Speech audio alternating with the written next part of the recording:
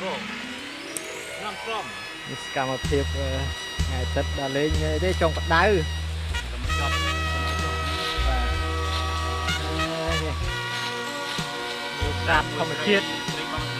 បងសំណាញ់ចេះបានតិចតួចមកធម្មជាតិ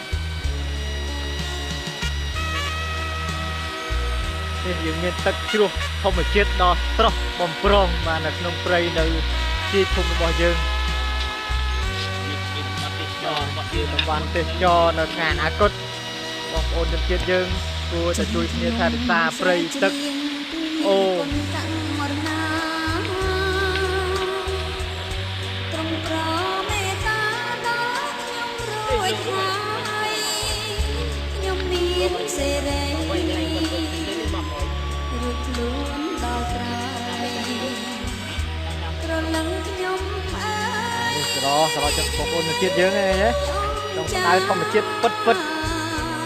ភ្លើងដុតឆេះល្ងើកចឹងណាធម្មជាតិខ្ញុំជ្រៀងចង់ភៅមក